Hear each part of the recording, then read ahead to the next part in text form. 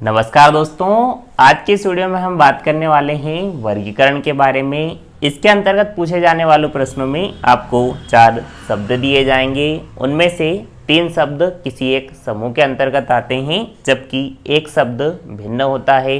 हमें उस भिन्न या अलग शब्द को छांटना होता है। जैसे इस दिए गए प्रश्न में तमिलनाडु, आंध्र प्रदेश, केरल ये तीनों राज्य के अंतर्गत आते हैं, जबकि लक्षद्वीप एक केंद्र शासित प्रदेश है, मतलब ये इन तीनों से अलग है। तो ये आपके प्रश्न का उत्तर होगा।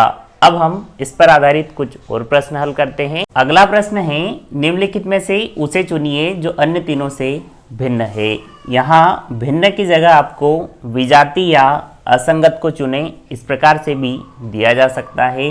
अब हम विकल्प को देखते हैं। देखिए, मीटर, इंच, यार्ड ये तीनों दूरी मापने की इकाई है, जबकि लीटर आयतन मापने की इकाई है।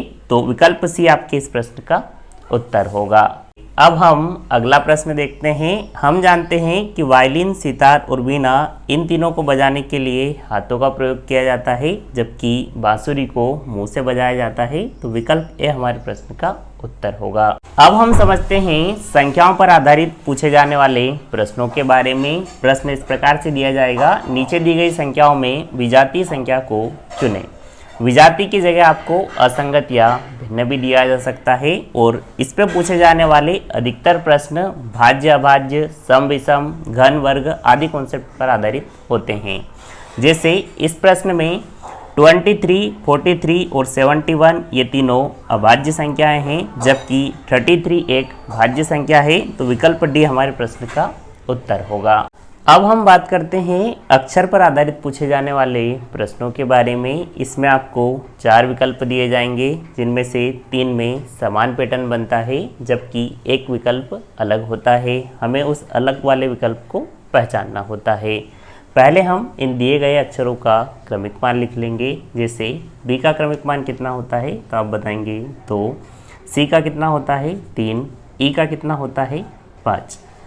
अब देखिए इनमें क्या पैटर्न बन रहा है। इसमें +1 करेंगे तो 3 आ जाएगा, इसमें +2 करेंगे तो 5 आ जाएगा। के का क्रमिक मान कितना होता है, 11, के एल का कितना होता है, 12, एन का कितना होता है, 14। मतलब इसमें भी हम +1 करेंगे तो 12 हो जाएगा, और इसमें हम जब +2 करेंगे तो 14 प्राप्त हो जाएगा। मतलब इनमें +1 +2 का पैटर्न बन रहा है पहले 2 विकल्प में। अब हम इसमें देखते हैं। ओ का कितना होता है, 15, पी का कितना होता है, 16, क्यू का कितना होता है, 17। अब इसमें +1 करने पर ये आ जाएगा, इसमें +1 करने पर ये आ जाएगा। मतलब इसमें +1 का पैटर्न बन रहा है। मतलब ये वाला विकल्प इन दोनों विकल्पों से अलग है।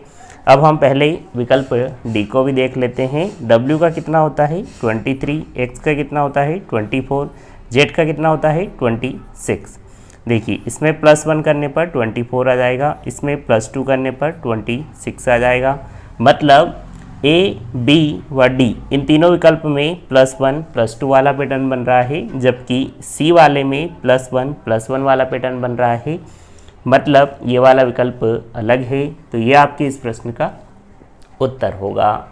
आया आपको समझ में? इस प्रकार से आपको देखना है। तो आज के वीडियो में इतना ही। उम्मीद है आपको आज का वीडियो लेक्चर अच्छा लगा होगा। यदि अच्छा लगा हो तो चैनल को सब्सक्राइब करें, दोस्तों के साथ शेयर करें। धन्यवाद। जय हिंद।